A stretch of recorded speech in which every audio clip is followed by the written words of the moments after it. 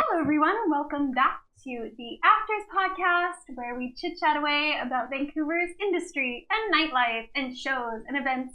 And we have a very special guest today, still London. Hello. Welcome into the pod. How are you doing? Fantastic. First of all, happy birthday. Thank you. Yeah, happy birthday. Thanks, guys. You are joining us on your birthday. Off which camera. is... I thought we were going to bring them on camera, but we have birthday balloons over there. So Yeah. So we are so excited to chat about all things Northern Haus and DJing and producing, and you have been in and around the community for a couple of years now, a number of years. Mm-hmm. How long have you been in and around Vancouver? So I've been in Vancouver since September 2019. 2019. Mm-hmm. Yeah. Very nice. And you moved from London, Ontario. London, Ontario. Still London. Still London. Yeah. Yeah. So you obviously have a piece of your heart there. Yeah. You have some family there. How long were you in Ontario for? Since I was 9 years old. 9 years Yeah. old. So we moved when we moved to Canada. We moved to London, Ontario. Yeah. That was our first place in Canada where we basically settled in and started learning English and Very nice. started being Canadian. Yeah. Started being Canadian. Yeah. Well, that's very true because you came from Slovakia. Slovakia beforehand. Yeah. Very nice. Mm-hmm. How was that transition from the European world, because you grew up in France for the most part? It I sounded did, like. for a few years. Yeah, Slovakia, then France, then back to Slovakia, then Canada. So. Very cool. Very cool. How was that? Was there culture shock? Was there a lot to get used to moving here? Definitely, yeah. I think when you move as a little kid to a new country, you're just kind of like a ball of fear and anxiety. Mm-hmm. Yeah. Because as Nobody. they say, kids can be mean, right? So For sure. you show up to school on the first day and you don't know the language, so you're just like, am I gonna get beat up? Yeah. What are they saying? How do I even make any friends or that type of thing? Yeah, moving to a place that you don't, it's not the same language as huge for sure as a kid. That's terrifying. I mean, kids are so adaptable that they, to be honest, it's probably easier for kids externally when you look at how they adapt. Mm-hmm. It looks like they adapt faster than adults, but I think internally there's a lot of turmoil. Yeah. Whereas an adult may not pick up the language as fast, or the culture as fast, all these things as fast, but they're not that scared. They're like, oh, I guess we're here now. This is definitely better, or whatever reason we're here for. You have the authority, and you have money, you have your house usually, that sort of thing. But moving into Canada as a kid, what were some of those things that you really kind of enjoyed more about Canada than Europe? Ooh, good question. I would say just the diversity and just the overall, I don't know, it's a little bit less, I found it a little bit less rough here, I guess, compared to rural Slovakia, where you're it's not necessarily safe on the streets. Right. Yeah. So, interesting. For sure, as a kid, I'm sure that's a level of comfort that you immediately realize. But I'm not sure how London was, but London is a smaller town, especially back then. Yeah, maybe. So it's one of those. Is that one of those places where people leave their doors unlocked and stuff like that? Or not really. Not necessarily. Yeah. No. Not that small of a town then. Not that small of a town. Yeah. It's definitely grown since then, but for sure. Yeah. I would say there's beautiful things about every place or region around the world, and there's also the unique aspects which don't make it so beautiful or great. Yeah, you can appreciate both areas for different things. So I guess the music too at that age was probably a little bit different in both countries. Yeah, was definitely. There, I'm making an assumption here, a lot of traditional music back in Slovakia and... Yeah, Slovakia was a little bit late on the stuff coming out of Western music. Yeah, the Western culture, and just North America in general. So you would hear stuff that came out months ago in the States. Yeah. Finally on the radio in Slovakia and stuff. Right. So that was kind of funny.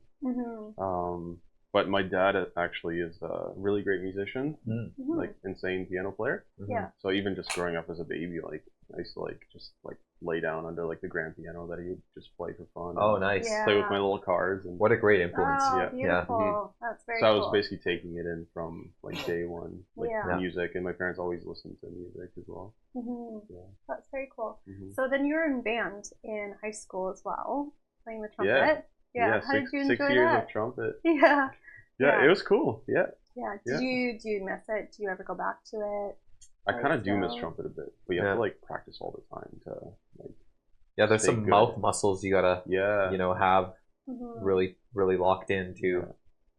Yeah, I remember trying it just a couple times. I was like, I can't even make the sound come out. Like it's just like it's not like you don't just blow in it. Like people sometimes don't know that. It's like you have to have your mouth in a certain way, and you gotta kind of like do like almost like a press, like kissing, farting. Push. You gotta vibrate them. Yeah. It's like it's wild. Yeah. Are we still talking about music here? Okay. So we love music. Going into growing up out of high school, then you went to university for quite a long time, 8 years. Yeah. What did you go? 3 degrees, 8 years. 3? Yeah. You didn't stop at 1. No. What was collect them all. Yeah. What were they? I would have kept going, but my parents were like, "Done. Yeah, moving to Vancouver. Make some money." Yeah. All right, relax. Taking you out. Let's move you to the most expensive city in Vancouver. That'll force you to work for sure. Yeah. Exactly. Time to get a job. So what did you go to university for? I went to university for biochemistry and immunology. Okay. That was like my med science specialty, and then very cool. And then I did a master's in biochem, so a master's of science, and then a master's in arts. Oh, okay. So I produced like a full album for my thesis project. Oh, nice. In university, yeah. Oh, It was really sweet. Like a whole year I had to do like academic stuff, so I had to write papers and like TA classes and all that stuff. Interesting. But then the second year was just me like learning production and like trying to make something that resembled like a music album. So what was that decision making process to go from like a STEM field into music? I think so like my older brother Merrick, who's also a DJ in Toronto, he influenced me a lot when it comes to like dance music and electronic music and stuff, and like I was always into it in school. And then I started DJing like, you know, little ways into like my undergrad, and one day I just kind of like sat down and downloaded like a demo of Fruity Loops. And just tried making something. And then I figured out that it sounded okay, and it sounded like musical, and I was like, I got so excited. I was like, wait, I can actually do this.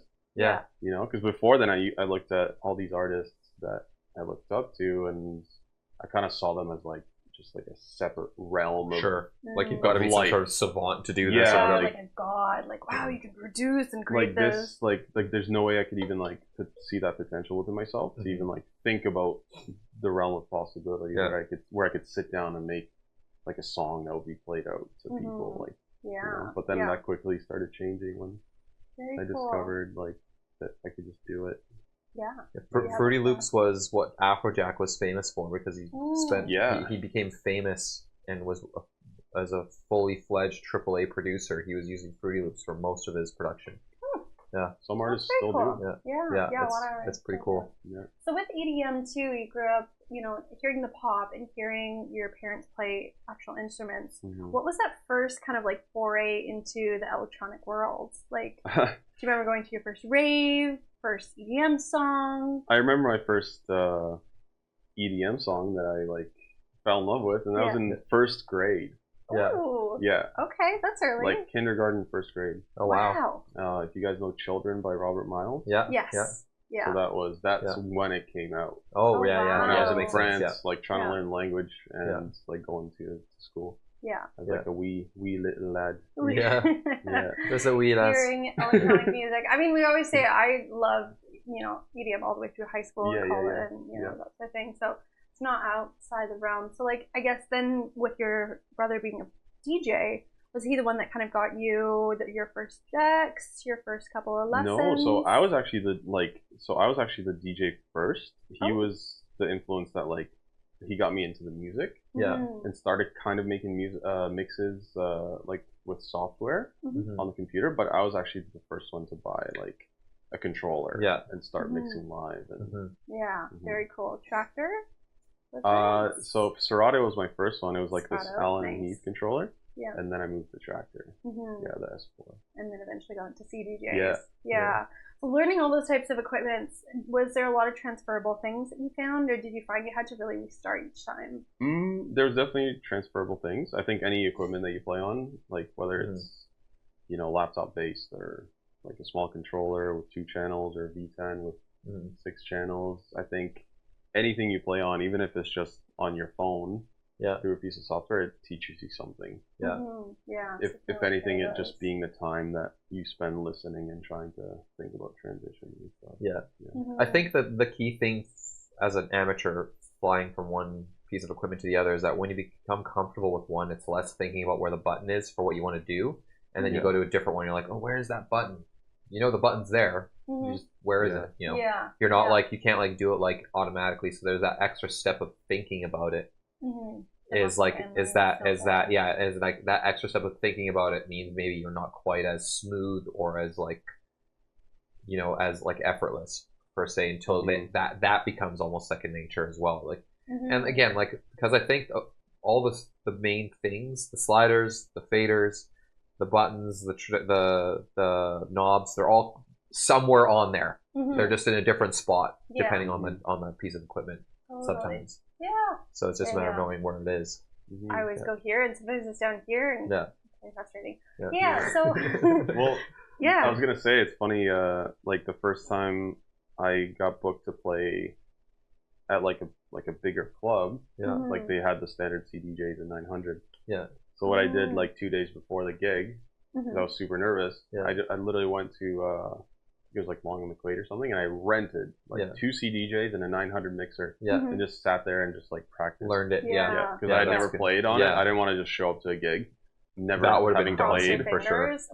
I'm sure after you set up the CDJs at your home and started using it, you're like, thank God I did this. 100%. Yeah. 100%. So totally. That's the thing. Yeah, I mean that's the thing. I think a lot of people might not realize is that when you're just starting out, this gear is expensive, right? Like the club gear is not cheap, and not even is it not cheap. Sometimes it's just impossible to find, even if it is, you know, even if you can't afford it. So it's like, you know, not everybody gets a chance to learn on that, and then you get thrust into a club or some sort of venue that has it, and you're like, or some sort of mystery software. And I'm doing this for the first time in front of people like that. That's crazy. Added pressure. You know. So I guess playing in front of people for the first time, you're learning how to DJ, doing all that. What do you remember your first couple of gigs and how that felt? That's a good question. Yeah, I feel like I don't know. I can't remember the first like the specific scenarios. If I'm being honest. Yeah. But I could describe the experience probably pretty well. It's like a mixture of excitement. And being super stoked, and also just being petrified. You know, especially like because I started playing in more kind of like top 40 oriented crowds, university parties or like frat parties or whatever. So you just, you know, like the crowd there isn't one of necessarily like just being a big fan of like a certain style of music, where they just want to lock in and groove and you know, chill. Not like a Northern House. You can play like 2 songs they like, 3 songs, half of them don't like, the other half do. Like it's just all over the map. They start throwing bananas. You just got like falcons coming down at you with their quest, like right, Biggie, every Taylor Swift every 2 seconds, and it's just But it honestly, I think it like. It just prepared me even that much more to have like a thick skin and trust myself more, and also like taught me to ignore people, like people's requests, because I've had a scenarios where like I'm playing a great set and one person comes to me and they're like, yo, these people want to hear like this now, like do you have it? Like a completely different genre or vibe. And then I'm like, oh really? Like that's what people are asking for? So I start playing that, and then it kills, and it's literally just that person. And then it just kills the entire vibe, and then 5 people come up from the crowd and they're like, yo, keep playing what you were I was like, like, so just for sure. Learn how to stave off those requests and just follow what you want to play, or like the vibe that you want to create, or just be a little more discerning than yourself and selective what you say yes to or no to. When you start, you're just like, oh, I just want to be a people pleaser, not knowing that you actually are the one that's knows what you're doing. More than this idiot in the crowd does. No offense, idiot. I mean, no offense, idiot. You got someone in mind? Actually, got someone in mind. Okay, this is a personal vendetta against somebody. No, I'm just saying. I've actually done one time I ever did a request at a show was this DJ named Gemini. He was a melodic dubstep producer, and he's huge in like Europe and stuff, but he was very small here. So the show's at Fortune, and he came to the show, and I was like, he was my favorite producer at the time. Like his music is insane. I've heard of Gemini. Gemini, he does a lot of piano. He used to be he's a trained pianist, classical pianist, and he's got a lot of piano in his music. Yeah. Anyway, so he comes to Vancouver, and he just starts playing some random electronic bass music, whatever, here and there. And like I'm looking at the crowd, like, he's lost me already, and he's losing the whole crowd. So I write on my phone, nobody's here to listen to this. They want to hear your music. Oh. Because it's like his productions. So I showed it to him.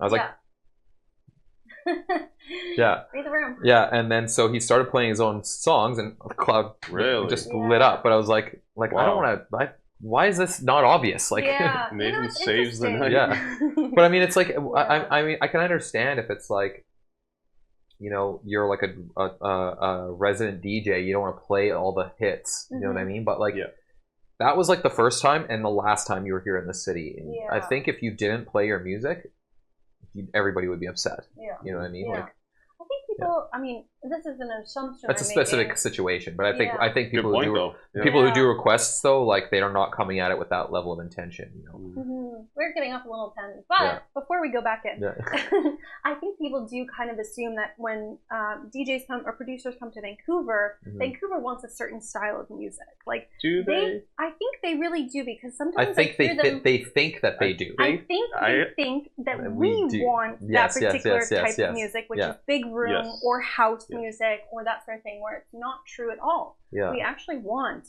a deeper, nuanced, your music, what you're creating. We want that originality here. I always think if they're getting booked here, people want to hear something that tells their story, not like we've got resident DJs that can play whatever's hot right now. Yeah, we have some of the most talented resident DJs in all Vancouver, but I think, you know, where it sets it apart from resident DJs who play there all the time, entertain a crowd, like similar to that, and like an artist coming through, it's like, no, I want to see your painting. I want to see your artwork. I want to see what you have to bring and display for everybody to see.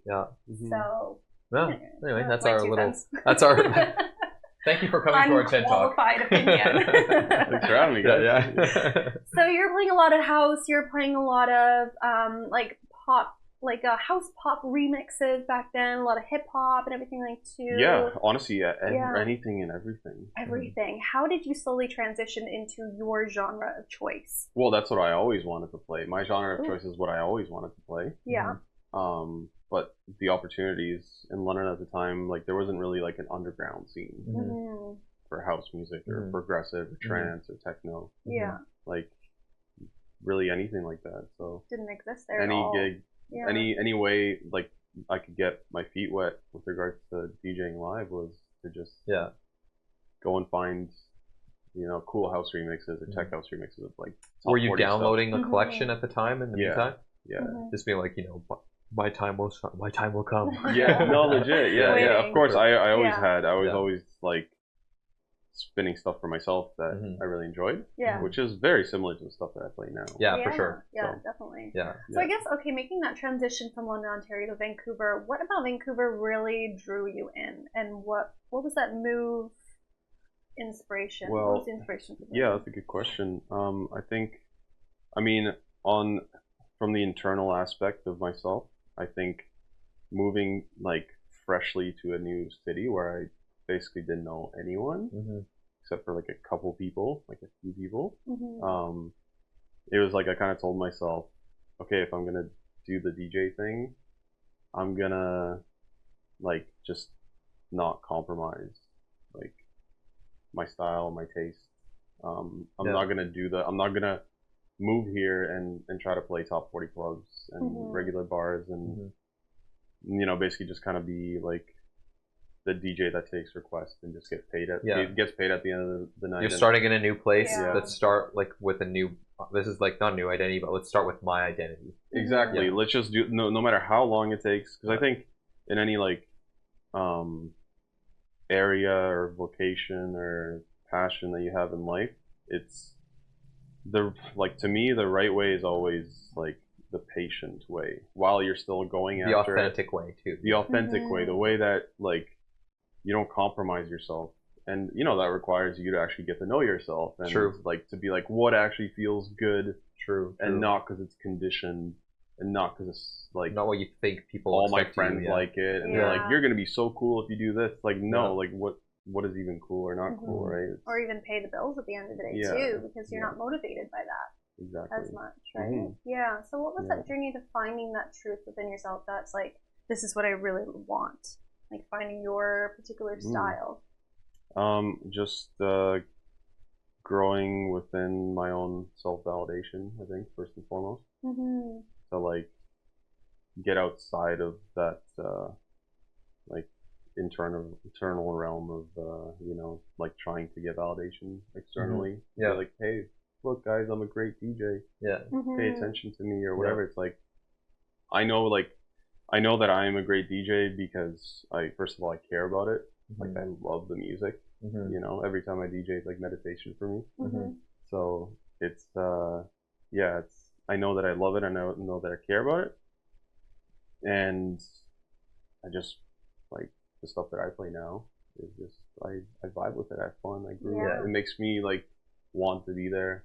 And energizes you, brings me peace and energizes me at the same time. Yeah, definitely. Once I started to become competent enough at being a DJ that I could create a set that I liked, I was like, I've told you this before, but it's almost like you become the best DJ in the world as far as you're concerned, because you're playing all your favorite songs in an order that you want to play them, transition the way that you want to be transitioned, and it's like once you can feel like that, like if you can make yourself feel that good, then you know you've like this is what works. This is working. You know, you know that you've clicked on something that feels like who you are. Because like if this set that you created is like something you're going to listen to all the time because you love it, it's great. It's like wow, like if I can please myself with what I'm doing, that means I found it. You know?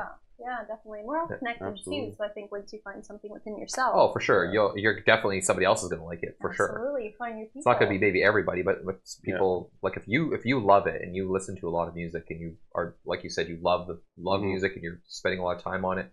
If you love something that you created, for sure somebody else is going to love it. And definitely. It's more people than you think. I'll tell you that right now. It is a lot. It's always more. It's a lot more people than you think. Always more. Yeah. And that's the crazy thing that I find about truth and authenticity. Is that you can't explain why that show was so good or why you stayed where you should have actually gone home like 4 hours ago. But I think you like hit the nail on the head with that. Like it's like there's something intangible there that you can't explain. You're just like, the sickest night is the best that I've ever heard from this DJ. And so the DJ is just like he's there with you in that zone of being authentic and true. Definitely. So there's like, so many good questions from this. But I guess we'll get to that in a moment. But first and foremost, getting into the scene, into Vancouver, you were patient about it and not wanting to rush the process. I just wanted it to be organic. And I didn't really expect anything either. I just kind of like wanted to discover the thing, the scene, meet people. But you met so many people in such a short amount of time, in such a good way, through Groundworks. Through Groundwork, through Joel West. So shout out Joel West. Shout out Joel West. Friend of the pod, we love you. So going to your first production or producers meetup, how did you submit a track beforehand, or I did. I submitted a few tracks to Groundwork. And were you already putting out music at that time too? Yeah, I was putting out music in Ontario. And getting on labels and connecting with people. Actually, it's funny. The first time I came to Vancouver was in 2013, just for a weekend to headline a show. Oh, really? Under my own alias, like my old alias. Yeah. So which was Dom Paragon. Dom Paragon. I think I've seen that. I think I've seen that somewhere. You have got to be kidding me. That's amazing. That's funny. Oh my god. I had my face on a poster and everything. Really? 2013, You probably would have gone. I probably did. I was going out 4 nights a week in 2013. I definitely was there. Yeah. Which club was it? It was at the Queen's Republic. Queen's Republic. Is That's that a Granville? bar. Yeah. That's an old bar or something like that. Definitely not around. Queen's now. Republic. Yeah. I don't know what it is now. Yeah. No, definitely a different show or a different venue. That's so funny, how was that experience? God, blast from So the It was past. cool. they brought you over because of your music. Yeah. And what was the genre that you would describe it as? Ooh, so back then I was mostly making like kind of like big room melodic progressive. Okay. Yeah. Yeah, you definitely would have liked that. Oh, I was there for sure. Yeah. 100%. No. Yeah, 100%. Yeah. That's so cool. I love that. And then Like that progressive, like electro house style. Kind of, Yeah. Nice like chord changes and like kind of big drops and melodic vocals. Oh, I was 100% we there. would have been all over that. I was not alive yet, but I got some fire old remixes. I gotta show you guys. That's awesome. Yeah. Is there somewhere we can find all this now? Yeah, SoundCloud. SoundCloud. All right. Go digging. Go There we dig go. That's so cool. So, okay, so you came in 13, and then you came back again to move officially. Yep. 2018, 19, or around 2019. 2019. Meeting all the producers, submitting your song. How was that experience being in a new city, surrounded by people you don't know, submitting a song? Was it the like similar... how did you discover Groundworks? Oh yeah, that's a good question Yeah, too. so that's shout out to my good buddy Dan Turcott. Who's the commercial director at Monster Cat. Yeah, I think and met he's him. You guys met him at Evolve. Still there. Yeah, very cool. Yeah, and so we've been buddies for a while since university days, and he moved out here like way before I did. So basically, when I moved down, I was like, "Yo, Dan, like, do you have any recommendations? You know, where whatever." He's like, "Oh, go check out Groundwork." Cool. It's cool. So I went first time I went, I met Bryn. Yeah. Amazing. Great connect right at the start. And then I think it was the second time I went, I met Victoria. So who's now your beautiful girlfriend. Amazing DJ herself. Yeah. Shout out Wave Report. Very cool. I'll have her on the channel. Yeah. I'll have her on the pod. So I guess what was that experience like, being in a room full of producers submitting your track, hearing it listened out to, and connecting with new people in a totally new city? It was cool. My first impression was that people were, for the most part, very like genuine and nice here. Like I definitely did have a bit of like that kind of like nervousness, a little bit of like just just walking in by yourself. For sure, like, a room full of your peers. You don't know like. I don't know who's who. I don't know, but I was just like, I'm just here and I'm just gonna keep coming and I know what my intention is. I know like what energy I wish to come from, so I'm just gonna leave it up to. I know the what, I don't know the how. So I'm just gonna leave the how up to the vibe that I'm putting out. Yeah, exactly. And I find that's like it works really, really nicely. Definitely. There's a flow within that you're not forcing something to happen. Yeah, life is weird that way. Because people like often set goals and they're like they have this whole plan for the goal. They're like, okay, I want this specifically, and then when they try to manifest that goal, they picture the exact way in which it happens, in which that goal is achieved. But I found from my experience, it's like it kind of goes half and half. You have to practice like the element of control or trying to control something, and then in a weird way, in a weird opposite way, you have to also like master the art of like surrender and letting go. And like those two things put together, like the what is up to you, the how it happens isn't. And sometimes we miss actually reaching our goals because we're closed off to any little cool thing that comes our way that we disregard because we're like, no, this is how I'm gonna achieve my goal. But I was actually right here the whole time, and I have to remind myself of that because it's easy for us to be like, I'm going for it. This is how it happens. I have a travel method that I developed as I got a little older, because when I was younger, in my 20s, I was definitely a very different person than I am today, and I was very much like, we're gonna have a plan, we're gonna stick to the plan, blah blah blah. You know what I mean? Like that's how we're gonna do this. Because I want to maximize. As a broke 20-year-old, you want to maximize your vacation time because you're probably going to be a couple of years before you ever go on another one. So, but as I've learned, as I've grown up and just understood myself and my confidence in who I am and just better ways to do things, what I do is I create that plan still, but I call that plan B. Plan A is wing it. You go in there and you wing it, see what's it. going on, and then it's like if there's nothing happening, well, we have the plan. We could go to the plan. Yeah. You know, the plan means we have something, you know, as like okay, well, I guess that there's nothing that's really happening right now. What would we have in the plan? Oh, we could go to this show or this thing or whatever. Yeah. Sorry guys, we're gonna do this today. That's okay. All good. So would you say Plan A's always been worked out better than Plan B? Or honestly, the winging it, it's I don't know what the percentage is, but I would say it's close to 50-50, to be honest. Well, it's like, it is very much that manifestation kind of like you have your intentions behind what you want to do. You probably want to go outside. You probably want to go for a walk, but it's like the how and the method of like actually accomplishing those things. It's kind of up to the wind. Yeah, I think with when you talk about the literal application of that on a vacation, you have a very short period of time to do things.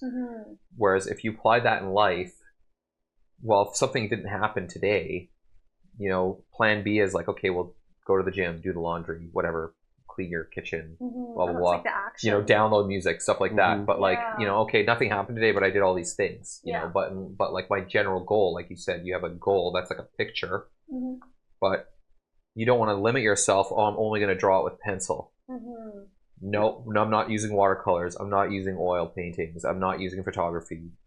I'm just single-minded going to use pencil. Yeah. You know, that's what I think you're saying is like, here's a picture. Be open to however you get there, and maybe if you're open enough, a better picture comes along that may be more suited to who you are. Yeah. To what you want, you know, is like if you're so single-minded and focused on something, maybe you will absolutely achieve that. But what are you sacrificing potentially? Yeah, how many other very opportunities? well put. Yeah. You know, and that's okay to sacrifice everything for a single vision. That's you know the most high-achieving people do that.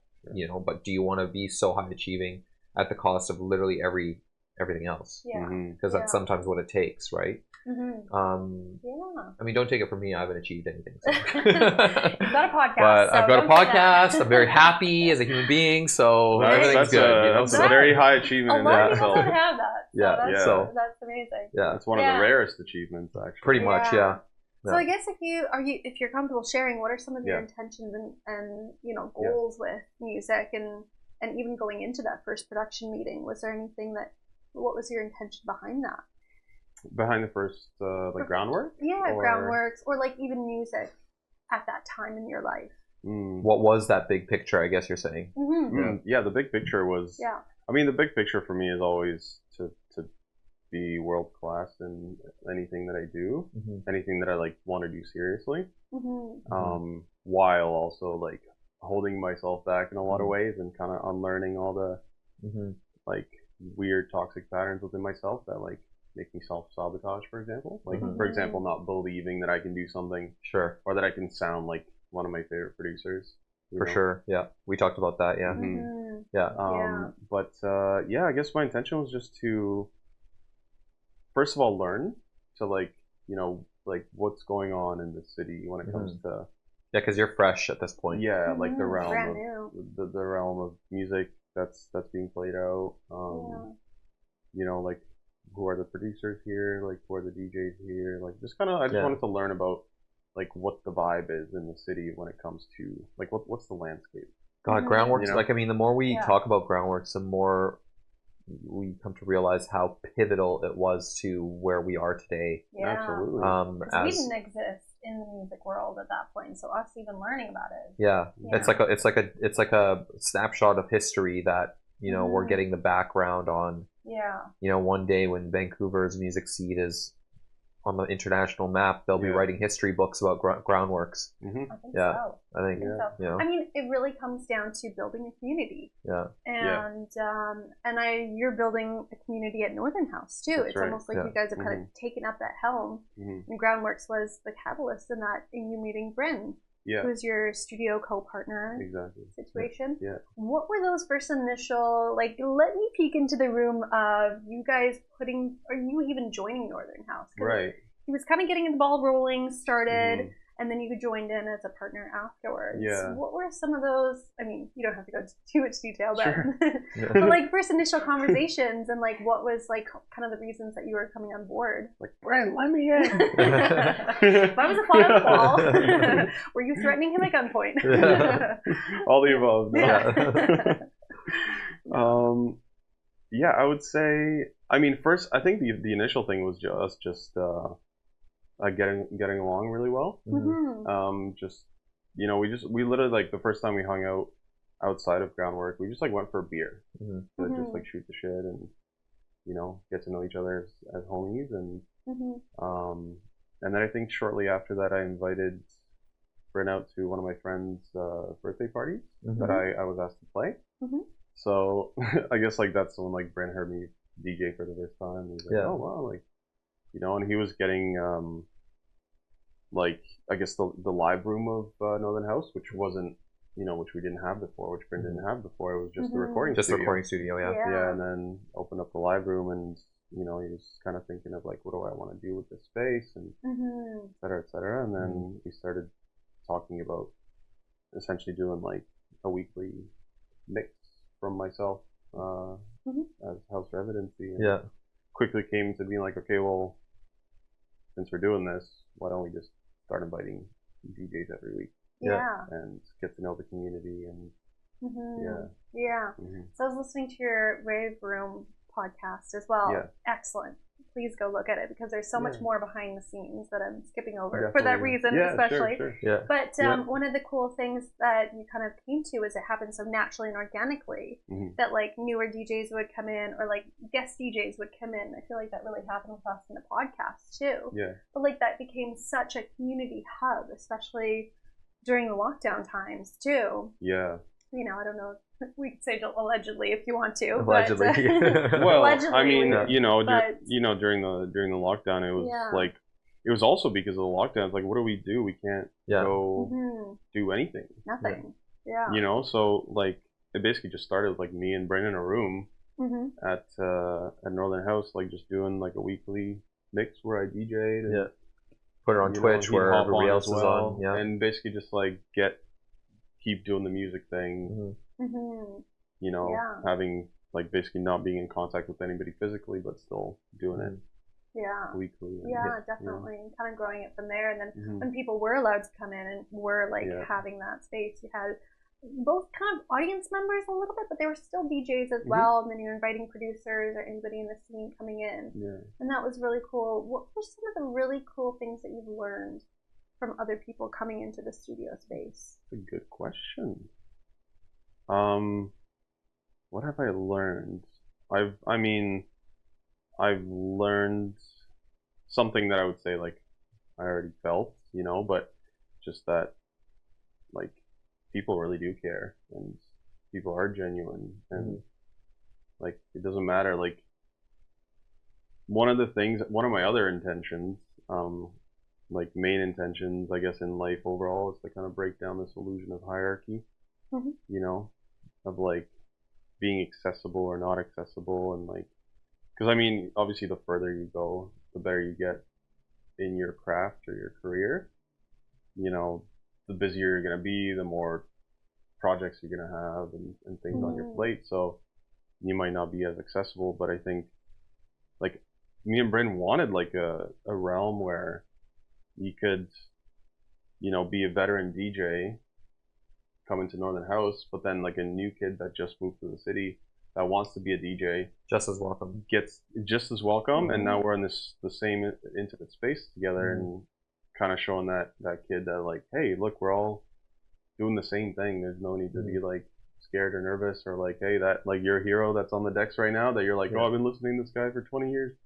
Like, he's just a person too. Say hello. I'll introduce you. And it's handshake. I've always been a firm believer in that too. It's like at the end of the day, we put a lot of like weight on titles and weight on accomplishments, but people are people. Like and sometimes people in those spaces forget that they're a person and think that they're something else, and that's when you get like divas or like people who have just completely disconnected to reality and stuff like that. But the thing with what you guys are doing at Northern Haus is very much like it's a egalitarian situation. You know, you've got people who've been producing forever. You've got people who, you know, are not producers, they're photographers even, or, you know, or like, you know, people who just like know somebody who knows somebody, or there's other people who are DJing forever, and there's people coming in from out of the country that are, you know, all in there, and it's like everybody's in the same space. Everybody's like, we're all just friends here. You know, and it's very much too that like the people who have that 20 years of experience or plus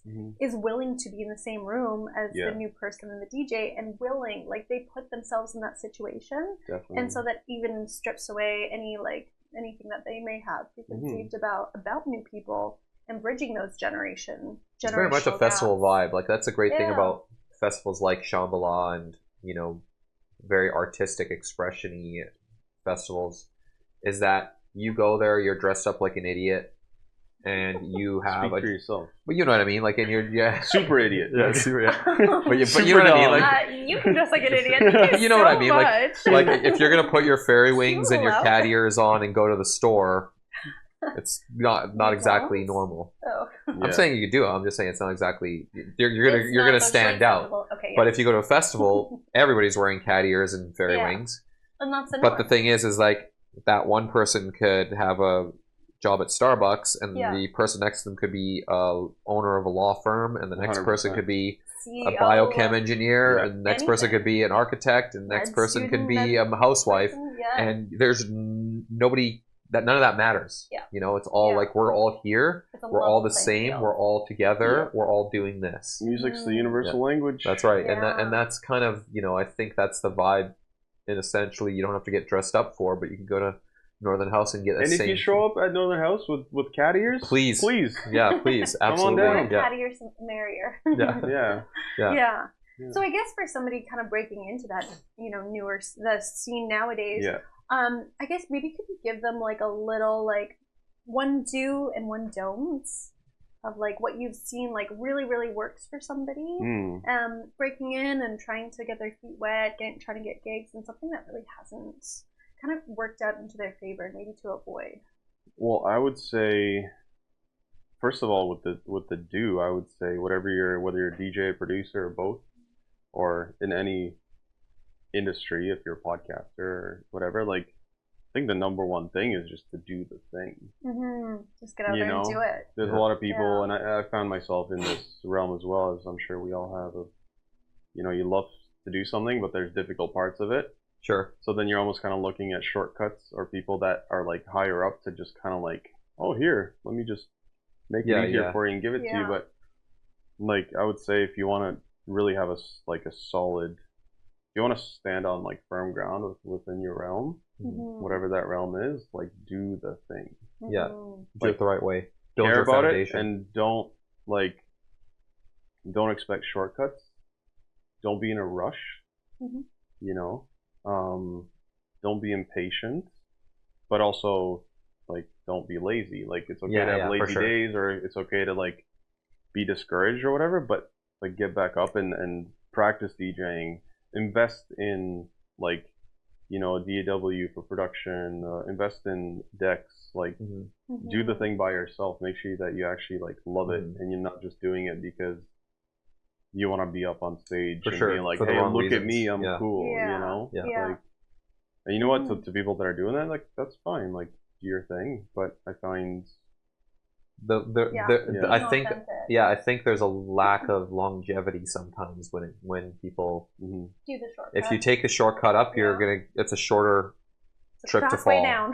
So for sure. And your decisions won't be based in groundedness. Your decisions will be based in trying to rush the process, which then attracts other beings that are also on that kind of same vibe. And then next thing you know, you owe like a bunch of people a bajillion favors and millions of things, and you find yourself surrounded by like non-genuineness, energy leeches, you know, which like, you know, I don't judge or hate on anybody, but at the same time, when I'm on tour or if I'm, you know, playing shows or whatever, like I want to be surrounded by people that like you can just chill and relax with, and you know, your vibe attracts the that people. will look you in the eye and just be totally honest, whether it's easy or hard to say. Like that's my vibe. Like like for me, you can tell me anything in the world, even if it's like, even if it like stabs me in the heart. I'd rather have that than like you lie to me, or be dishonest with me, because the truth is beautiful, even when it hurts. You know? It's like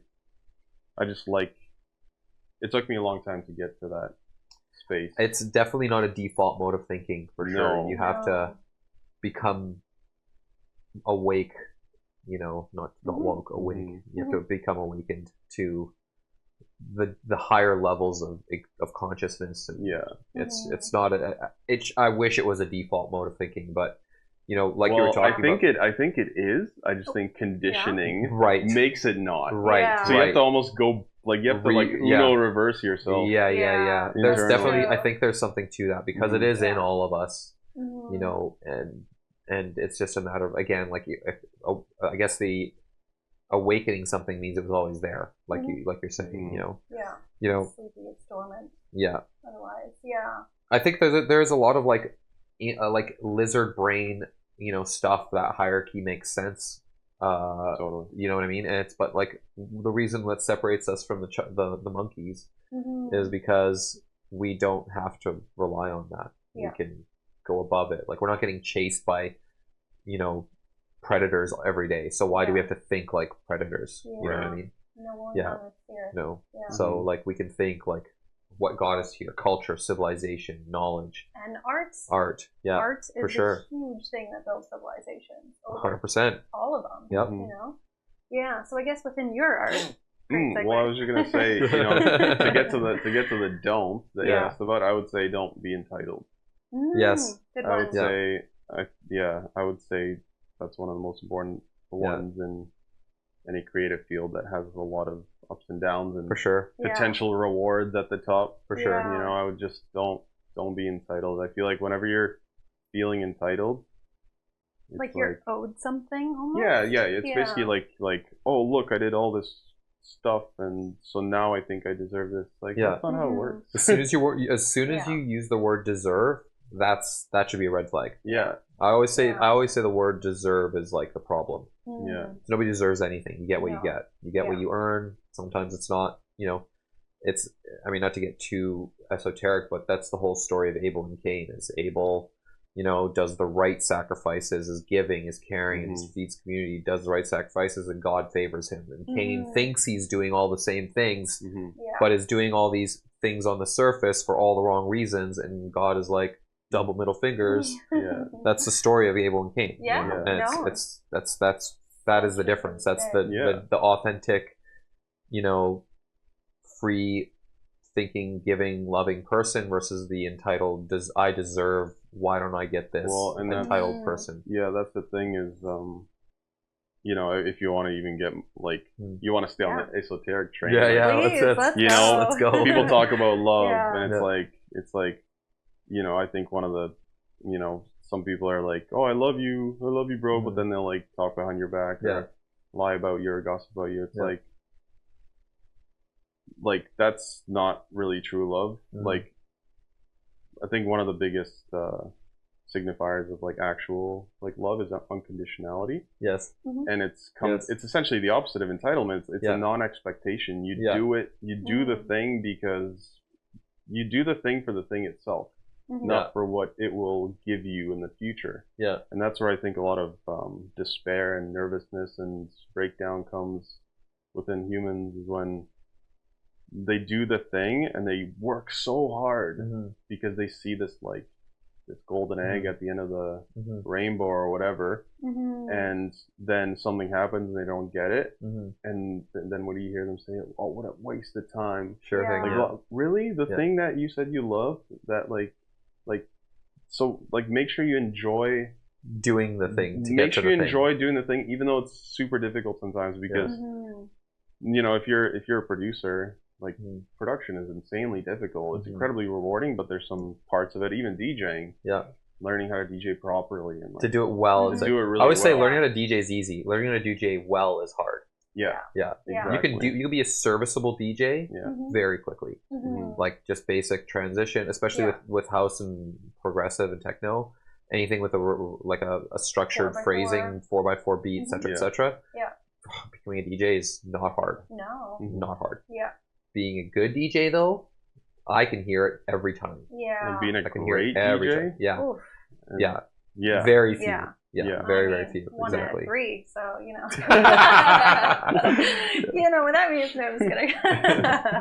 But yeah, it's for sure. Yeah, For sure. Yeah. long story short, just just make sure, because I've gotten stuck in these things too, right? Mm-hmm. Like you're so stressed out about a specific goal that you just forget to enjoy making music or enjoy the process, DJing enjoy or the journey. prepping for gigs. So just remember to try and everything's gonna have some aspect of it that you're not super duper in love with. Like you know, you could be a professional athlete and you love playing the games, but you hate waking up at 6 in the morning to show up at practice and whatever and learn do dribbling drills or shoot 300 3-pointers. There's no saying every day, you know. Be easy, yeah, you know? There are parts of the thing that you have to do that are maybe not easy or not easy, but like for example, like with music, it's like, you know, you love going out and performing. Maybe you don't love so much the hunting for music, or you know, if you love producing, but like, you know, sometimes sitting there on without inspiration, just shoving your head against the wall metaphorically is like, you know, why do I do this? You know, you're stumped. You should see my wall. Yeah, so it's like, not metaphorical.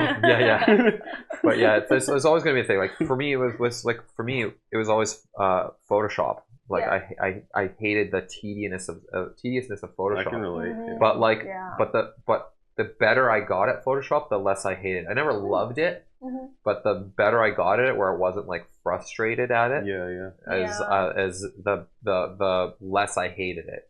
And for me, like, people always like, well, why don't you outsource your editing? It's like, well, I know what I want that shot to look like, and I don't know how to tell somebody else to do that sometimes. You know, that might be more frustrating than just figuring it out yourself, going back and forth. Yeah, exactly. And then now you're reliant on somebody else to do the thing. And what if that changes and you have to find somebody else? It's like, okay, well, not that I'm saying you need to do everything yourself in life, but sometimes there's parts of things that you just need to do and get better at to make the other thing better. You know, for me, I'm using a photography analogy, but same thing with a professional athlete analogy or music analogy. Everything like that too. So I guess within your realm of expertise, which is music and producing and everything like that, one of the things that you said you really love to do is playing long sets at Gorgamish. And I really wanted to ask you about because Gorgamish is usually a 3-hour long set, which is kind of longer than most sets. You know, normally if you're an opener, just regular, it's usually about an hour. Gorgamish is a 3-hour set, and it's also the music that is more closely, you know, to your heart, to your soul, what you really love. What is that process like in getting that connection with the audience and then keeping them engaged and also taking them on a journey throughout that long period of time for you? Good question. I think, well, it depends on your set time first and foremost. If you're opening, you kind of have to, you're obviously building that connection. And I find when you're doing an opening set, it's a balance between, you know, obviously playing stuff that people can like dance and groove to, but also you have to have an energy of like gentleness. It's almost like it's like a vibe of like kind of like a whispering to like come and be comfortable on the dance floor, versus like just starting to like go super high energy right off the bat. Like you kind of, it's a very gradual thing for an opening set.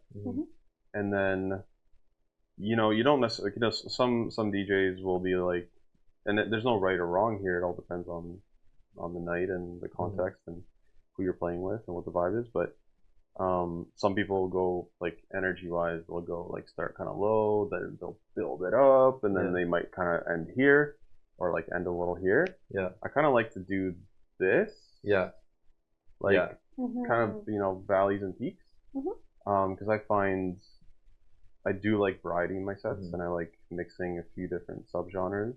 But I make sure that, you know, for the DJ coming on after me for the closing set, like I don't necessarily leave them off with like the most crazy craziest bang and stuff, for sure. I kind of like take the crowd down a little bit to like create this like pocket of like, okay, now you can go anywhere from here. And so, I would say to like keep the crowd throughout a 3-hour set. I mean, you have to be on your toes, and like I don't plan my sets track by track. And so I usually have a folder of songs that I think will work for the night, and that's usually like 3 to 5 times the amount of tracks that I'll need. And then I have like a rough idea of order or like energy, you know, separation between the songs. But yeah, it's definitely super fun, but also super challenging, because I find a 3-hour set, especially when you're closing like the 5 to 8 a.m. slot, now you're trying to keep people on the dance floor that could go to bed at any second. Right? So I find, sometimes, like, I'll be honest, you know, sometimes halfway through a 3-hour set, I'm like, where do I go from here? Like, I'm looking at my songs and nothing's really like kind of speaking to me. But then I just kind of just like, you know what, just have fun. Trust the process. Something will pop up. Something will pop up. And even if you have a song that you're not super stoked about, or the crowd doesn't react to, you're like, okay, cool, that's a sign too. Let's go in a different way. They'll kind of give you feedback as you're giving them that space to dance. And I've definitely like Gorgamish has made me a way better DJ, I find, since I started playing there till now. And it's because of that 3-hour kind of time journey that you take them on and reading them for that long? That, and I also think learning about the element of honoring a specific venue's vision or sound. You know, because a lot of DJs will only play like, oh, I'm just playing this or I'm playing that. But I think when you're playing regularly at Gorgamish for their regular nights, which is every weekend, you know, I started to really pay attention to like, you know, what their kind of vibe and what they're going for with, you know, DJs like Kevin Shu, for example, were playing like regularly there, and it's like, okay, like what's getting more into the energetics of that venue. And for somebody coming from out of town, or somebody who's never heard of Gorg, how would you describe that vision today? Because I know what that is, and I've seen it change over time. But how would you describe that today? Because as somebody who's seen it over time, I've seen it evolve incrementally to where it is today. But like, if you were to describe it like right now, what would you say it is? The vibe, the vision, the vision of the venue, vision of the venue. Someone standing in the DJ booth. I would say it's. I do think the vision is to take the dance floor on a journey. So I think it's got this like almost like magical aspect to it in a weird way. Like I don't know if magical is the right word, but it's kind of like this. Once you get in there and once the DJ starts playing a 3-hour set, it's like, okay, we're somewhere different now, you know. And I think that's reflected by the music, which is usually like very like bumpy, but also has kind of a lot of like darker tones mixed with like sparkly stuff, if that makes sense. Like that's what I like to play there, is like, you know, like deep driving bass lines or like bumpy like bass lines and stuff, but a lot of like cool chords and like airiness. So it's like, I don't know, it's like the intersection between like let's go and party and also like more of like a spiritual experience. I don't know what you guys would describe it as, or very similar. It's like whenever I'm there, I'm like, all right, strap in, we're going on a journey. It's definitely it's definitely changed over time, because it was a very dark, minimal. Tech was like kind of the main vibe, and I've over the last, especially since COVID. I would say that it's opened up, actually. You know, you can hear multiple genres, different DJs, you know, like you don't have to like be every social. weekend. You don't, because it used to be sound every week. Gorg used to be very hyper focused. When Siavash was managing he had it hyper focused, and that's what made it legendary, was because it was hyper focused, and you could almost predict what you were going to hear there. It was so hyper focused. Whereas now, it definitely is like, it's still darker, it's still grittier, like that deep minimal tech.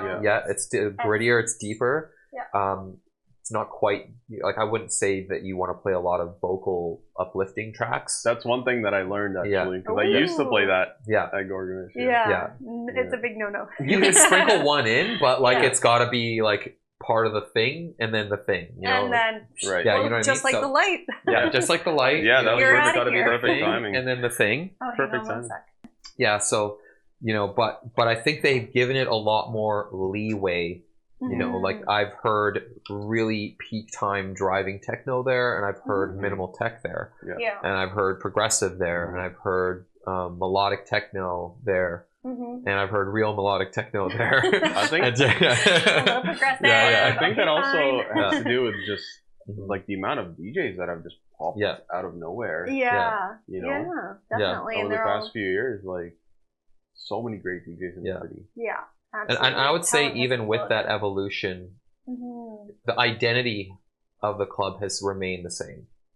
Even with the evolution, you know what I mean? And it's interesting that you say that too, that like a lot of DJs popped up there. And one of the reasons that we do talk about Gorgonish so much is because all the resident DJs all over the city do have a turn in there too. So if you're in it's kind of a rite of passage. It's a rite of passage. Even if it's not your genre, it's kind of a rite of passage that you got invited there. And also too, it's like you're getting a pulse on the city. I feel like, because everybody plays everywhere else, but then if you go to those one specific location, they all kind of circle through there a little bit. Yeah, I mean, as far as like if you want to know who's who and what's what, it's not necessarily. Sometimes it diverts from their sound a little bit, but if you know, they do give you a lot more leeway than they used to, you know, and I think that's a good thing, because I think so too. You know, I know that there is a group of people that go there that are literally there every day it's open. They're literally there every day it's open. Moving in. They might as well be paying rent. So I know what you're talking about. For sure. You know, we all do. You know, if you've been there, there's literally the same people probably 25 to 35 people that are literally there every day. And they want to hear what the club is all about. So if you divert from that, you're screwed. They will murder the vibe. You know? And and I'm sure Graham will hear about it. You know? So you know, and there's nothing wrong with that. Again, I think that's why Gorg is famous, is because it's of the focus. And ultimately it's a more international temperature as far as like the music scene.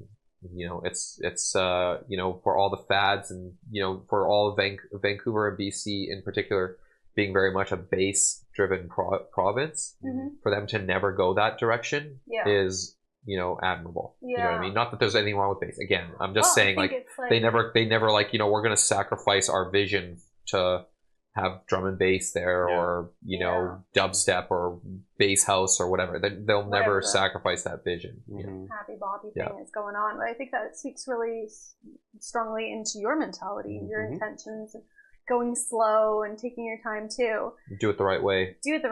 And I feel like going into your production part of life too, and starting out in the bigger room, the electronica, now moving into your sweet soft vocals, like very ethereal vibe, but still has a really good groove. You have a new remix out too, and congratulations. So good. Thank you on DJit. Loved it. Go check it out, please.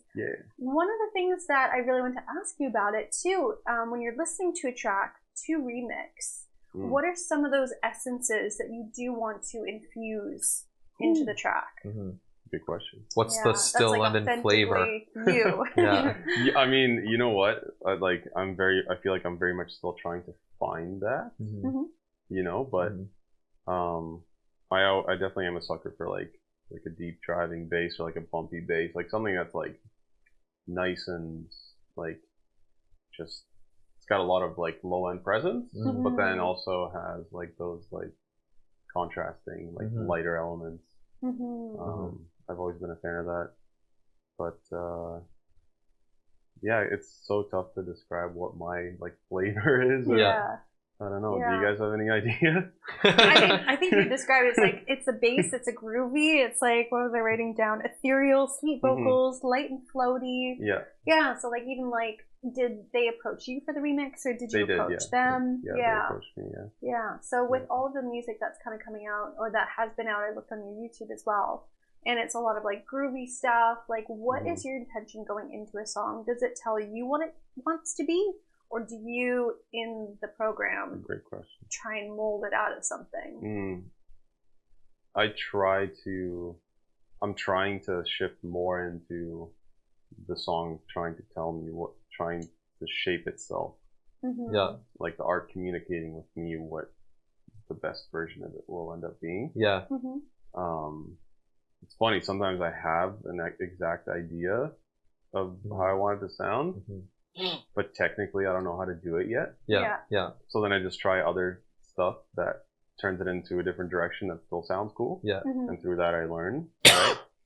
Because like from the contrast from DJing for me is like, for DJing I don't have to think about anything that I'm pressing or like what I know I need to do. Yeah, you're like, you're such an expert at that there's nothing to discover. Yeah, so there's like, there is, I'm sure. Sure, but it's diminishing returns. Yeah, exactly. It's it's like, if I do a lot of stuff on the fly when I DJ, and it's because I trust myself to literally like within a split second be like, oh, I just need a bit more reverb on this thing because it's like it'll sound better in the transition. So I just like, I'm like, I don't even have to think about I definitely notice that when I listen and watch you. It's like you're doing things that I didn't even think about, and it just doesn't even look like you're trying. No. Yeah, it's just effortless. Hair floating. Yeah. It's just like natural. It's just like natural. Well, that's your airy, floaty, sweet vocals and everything aspect to DJing, and then you do have those tools of the music. So with regards to production, that's one thing that I really want to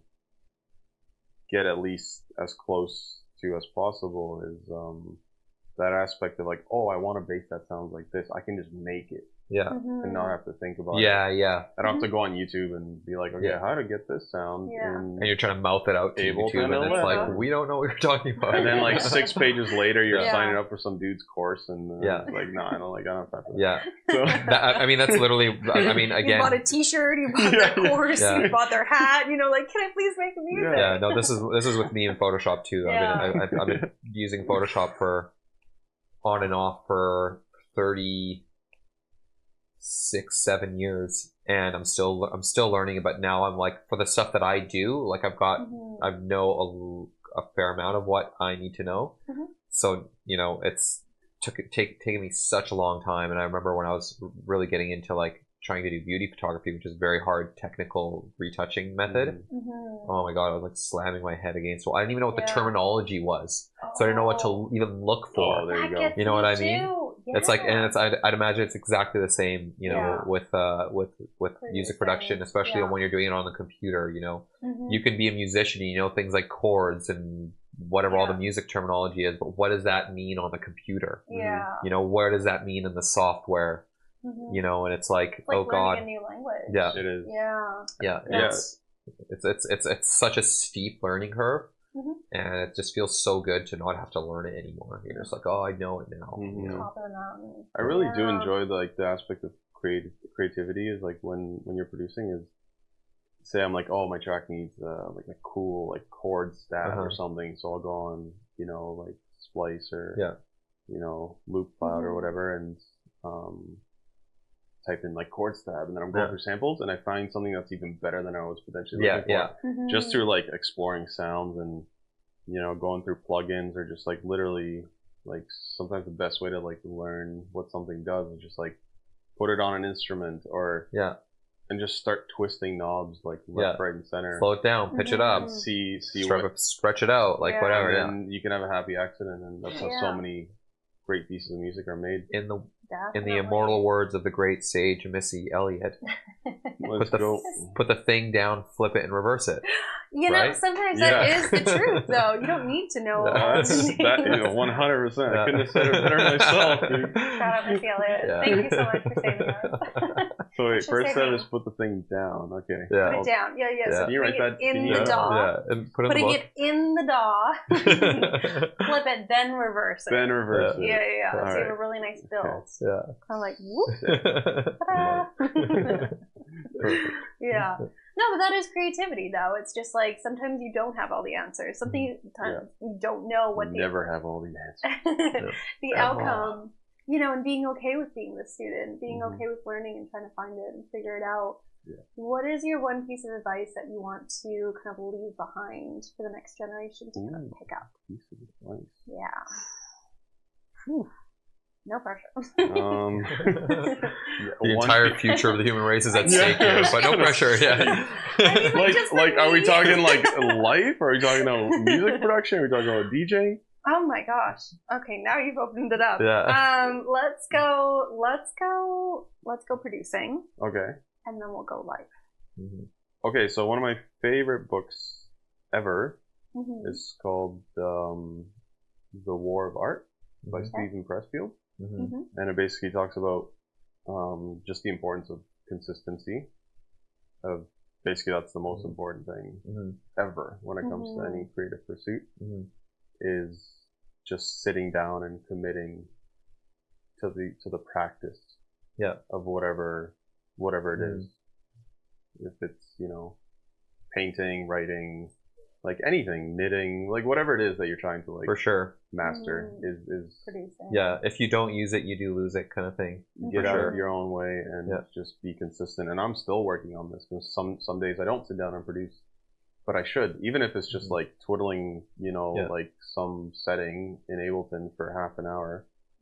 That still keeps like that, I guess, you know, consistency and practice going. You can discover so many cool things, or like even come up with a crazy idea that you never would have, you know, come up with if you didn't sit down and do the thing. And in the book he basically talks about the concept of like when you do truly commit, when you do finally commit to your craft, and like I said, I'm still working on this, you know, that's when like the muse like comes, like that's when like the universe truly like begins supporting you. It's like, oh, you're not gonna give up, you're not gonna get discouraged even when you're discouraged. You're like, you've committed yourself so fully that like the universe has no choice other than to just shower you with the ideas and the creative flow and all that stuff. So people, I just had a thought that, you know, we always talk about vibration, vibrational energy, all that thing. When you talk about consistency, if you keep doing the thing consistently, that's almost like a vibration. It is. You know, boom. No, boom, 100%. boom, vibration. That's Boom, it. boom, boom. Yeah, 100%. You know, and you keep doing that and it resonates out. The universe brings it back. And the book is it's pretty like, it's not a long book by any means, but it's very, very powerful because like one of the main points is around the concept of resistance, which is the power of the opposite with regards to anything that you wish to do to make your life better mentally, spiritually, artistically, anything that like actually makes you like healthier or more mature or just better in life, in any aspect of life, in a truly healthy way, will elicit this force of opposite, this resistance, the devil, the thing that's like the version of you that's basically going, no, I don't want to. I want to stay in comfort. I want to stay in complaining, or I want to stay in pointing the finger. I want to stay in being entitled. I want, you know, that version of yourself will always try to like pull you down and rationalize yourself out of the thing that you know you should be doing. For sure. We all struggle with that. We all know we should be exercising, eating healthy, not staying up all night, you know, but like, that's why I said I'm still working on it, because you'll always be working on it. You'll always be working on it. And it's cool to falter, because there's no, like, you also don't want to be a robot unless that brings you true peace, right? No doubt. If you just want to Buddha it out, you know, and there's a space for that. Definitely. For you. You want to be Master Yoda, then that's cool too, but it's really cool to just like realize how everything is the journey of the self. And learning that. what was the original question? So just advice, for musical advice advice for life, and advice for Okay, life. yeah. I think it kind of double whammied that a little bit. Yeah, so musical consistency. Yeah. I would say musical consistency for sure, and learning from people, Yes. working with others. Mhm. You know, even if you think you know everything, like the master's only the master because you remain the student. Right. One of my favorite quotes. Yeah. There's somebody that can be like doing the thing, you know, 10 years less than you. Mhm. They might think about something differently, or they Totally might do it in a different way, and you learn from that too. So Yeah. Yeah. Even Yeah. the people who are so brand new too, you can learn from them because I feel like even in their mistakes, it could be almost a genius. 100%. That's a very good point. Yeah. Yeah. So interesting. And then I Mhm. love, you know, even that life. little devil in your shoulder can also Mhm. give you advice too. I feel like, you know, Yeah. and like maybe do Anything. slow down, and maybe once you Yeah. do slow down, you'll find the answer that you want. Totally. Yeah. Yeah. You can learn from any, I guess, aspect, right? If it's like the devil or the angel, you can Mhm. use that as a learning lesson. Yeah. But yeah, I would say just in general for life, try to be as honest as possible, because that like truly does free you. Like, you know, when you tell the truth, you don't have to remember anything. That's true. Yeah. That's right. Yeah. You don't have to stress about creating stories or avoiding people, or, you know, like, Do they like you for you, or do they like you for whatever? or not being able to go Yeah. somewhere because somebody else is gonna be there. Yeah. It just, I don't know, like these realms of, you know, talking shit or like telling lies, or, you know, we're all guilty of lying to ourselves, you know, like I lie to myself all the time, but just, you know, like, then I just like get out of my own way and I'm like, okay, well, just, are you being honest with yourself? Are you being honest towards the world? Or is that Do you treat everybody equally? You know, like, and that's what, and even when you falter, I think that's one of the biggest kind of like maturing things within myself that I'm pretty like proud of, is not being so hard on myself anymore. When I do mess up, or when I do something that I said I wasn't gonna do, or when I don't honor myself in any specific ways, like, it's okay. You know? Yeah. Like, Give yourself that just grace. learn and like realize that there's like so many forces at work within the world and within us that make us do one thing or the other thing, and sometimes you just like lose your way or lose yourself, and that's okay too. Just slowly get back up to I heard a great quote actually today that kind of applies, and this one really blew me away. Such a simple quote, but it blew me away. Give it to me. You are not the voices in your head. You are the thing that hears it. Right? Like, that is like, oh my God. insane. I got chills. Yeah. Like, I was like, God, that is so true though, right? Like, you know, people always, even myself, I'm like, these things in my head, like, am I these things in my head? Why are they popping up? It's got to be me. It's part of me. But actually, when you think about it that way, when it's like, you're not the things in your head, you're the thing that's listening to it. The observer. Yeah. Almost. Yeah. That makes it be like, okay, so what I decide to do with these voices in my head is who I am. Yeah. What am I listening to today? Yeah. What am I taking action on because of the voices? Exactly. And the self-doubt, the ego, those are all the voices, right? You know, and how you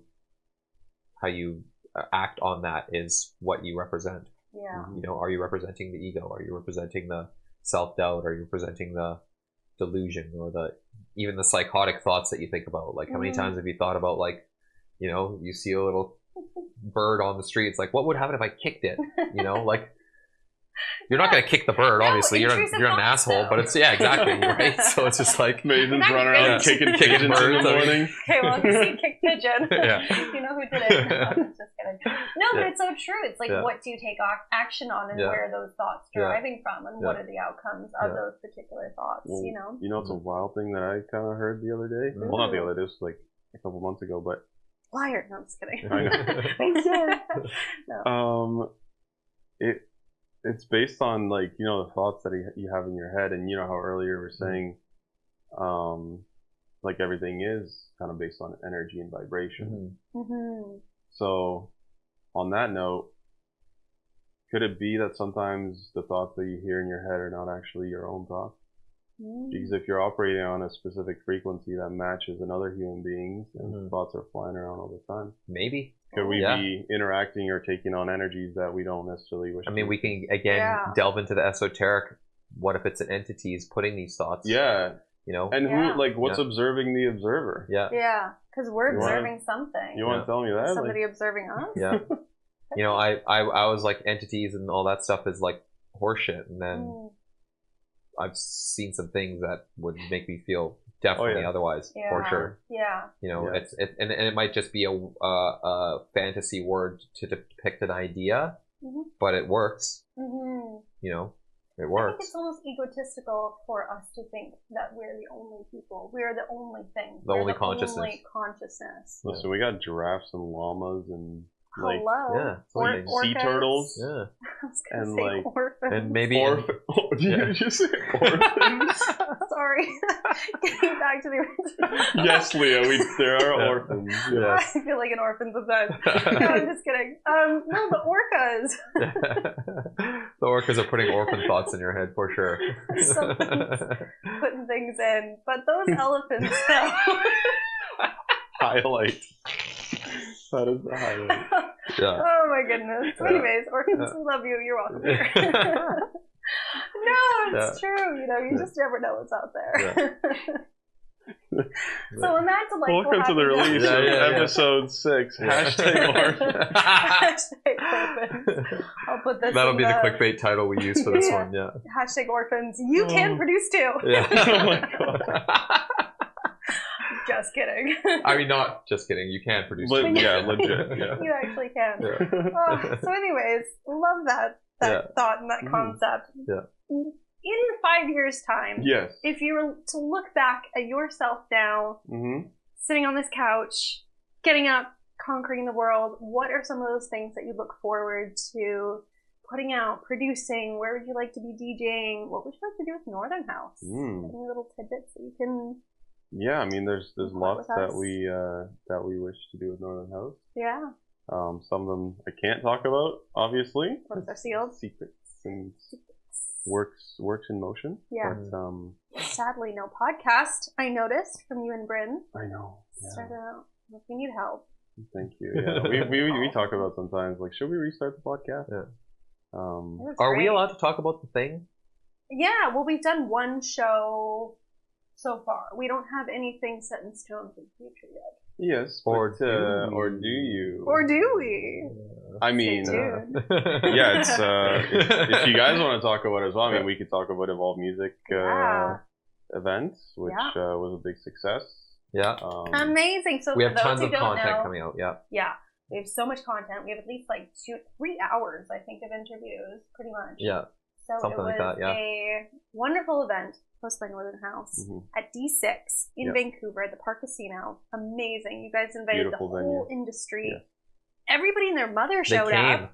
They came in droves. It was amazing. You guys killed it. Absolutely gorgeous music by Zeta, Kevin Shu, and Sebastian. And Sebastian Graf. Yes. Sebastian Graf opened. Very cool. Yeah. How was it? How was that experience? There were so many people that I didn't know there, which is wild for an industry event.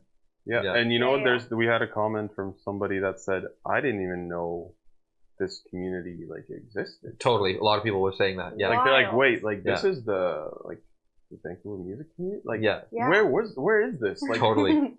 I heard that a lot too. Yeah, I was like, "Yeah, this is." I mean, it's even crazier than I thought. It was packed, you know. And you know what? Still, a lot of people didn't come. For sure, So for the second one, which we're getting the date confirmed for, you know, kind of as we speak, so I can't say it yet. Yeah. But so exciting. Yeah, it's very exciting, and we hope even more people show up. And you know, it was an absolute joy, you know, working with D6 and. Yeah, they're really stepping up to the plate this year. Well, I mean, the last 12 months. Yeah, definitely. They seem to be more interested. I'd love to interview somebody there, actually, call me. But, you know, it's really cool to see a venue like that that's so traditional. It's a mainstream venue. Yeah, mainstreaminess. Yeah. Yeah. Embrace the electronic community. Absolutely. Yeah. And you know, it's so cool to partner with you guys as well. Yeah. Because during the event, you guys had the Live podcast, with some live interviews, live interviews, beautiful Picking setup. people out of the streets, you know. Beautiful setup outside with a nice fire pit. Yeah. Oh, it was great. Yeah. Oh. It looked really cool. Would be nice, amazing. like, that would be like a sick studio spot for. I can't wait to see all the footage and and for you guys to come and do the next one. Yeah. Yay! We're gonna come and do the next one, so be there. We're going to interview you. And you. That was and cool. You. That was cool for me to share, right? Yeah, absolutely. Yeah, that's what I was wondering. Okay, that's what you're Yeah. As far as we discussed that, we're gonna do it every time. Yeah, definitely. We'll be there. So I think that's a cool little touch to that event, is just like to have that. We'll be there with our kickers on. Their bells on. Bells on. Thank you. Kickers. I was like, our cap shoes? No. I think Leah has officially ran out of words. Oh, no. I'm drinking too many of these too quickly. That's what's happening. I love it. Yeah. No, that's very exciting. It's very exciting, and it goes back to, you know, just the kind of ethos that we have at Northern Haus with Haus Residency, and just welcoming anybody that, you know, has that pure intention of just like loving the thing and, you know, wanting to contribute and or even just to hang out and enjoy the music. You know, that's a contribution. It is a contribution within itself as well. Absolutely. So it's kind of the next natural progression to, you know, to do something that, you know, kind of the whole city can kind of come together and see like, oh wow, wait, there's so much space for us to learn from one another. And it's definitely an extension of what you guys do at Northern Haus with the stream on a scale that allows, because God bless the studio, if you've got 10 people in there, it's pretty full. So like, you know, it's, you know, if you wouldn't be able to get the numbers like you could to just invite all these people and do all the things that space allows you to do, right? And it just definitely is a very natural extension / progression of what Northern Haus is all about.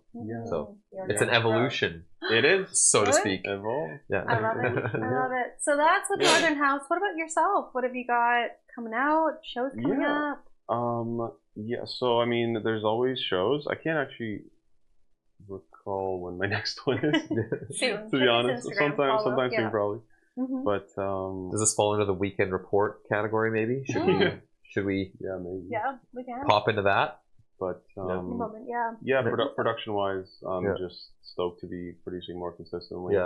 And taking my own advice with regards to that, and I'm excited to release a bunch of music this year. Very excited for the Wonky Town Festival, the first festival this summer that the Wonkadonk crew is Wonky Town. When's that? In June. Okay. So we got an amazing lineup. Bryn's on it as well. So that'll be kind of first festival experience in the summer, and I'm sure I'll hope. Well, I don't want to say I'm sure. I hope that I'm back at Gorgamish sometime soon. Absolutely. I'm sure you will be. And there's a few other shows that I can't remember now, but I'm just excited to keep playing, keep DJ coaching, and making music and doing our thing with Northern Haus, and so many exciting things. Chilling with you guys. Hell yeah. I'm excited. I mean, I think just to put a bow on it, like I think you and I have discussed on this podcast and off this podcast so many times how much we love you guys. As like, thank you. The kindest, most giving, the kindest, most giving, and the authentic people on the planet. But they're not pushovers, just open, kind, giving. And you guys are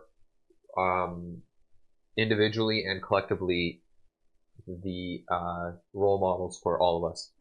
Thank you. Definitely. We could not be more honored that you and Bryn are at the forefront and the helm of this community too. And I'm so excited to see where it goes too, with your leadership and like what you guys are making and producing. Like, never for a moment don't think that we are not waiting on the coattails. Just because we treat you as friends and equals doesn't mean we think that you are. You are like this in our eyes. So always. So thank you for everything that we do. you're creating, you're bringing into this world, manifesting, and being kind enough to put it back out there. Yeah. Thank you. No, thank you guys so much. And thank you for everybody that tuned in and yes. wherever you are, Vancouver, so please, around the world. Please go follow him. Please go follow Northern Haus. You will find an endless amount of love and music and production, everything like that. So many events. Follow, subscribe, do all the things. Yeah, like, love, Orphan. share. I mean, what? Orphan yourselves. No, I'm just kidding. And on that orca note, we'll see you again next week, every single week. Yeah. Toodaloo. Bye, guys. Cheers. Cheers. Yeah. Amazing. Yeah.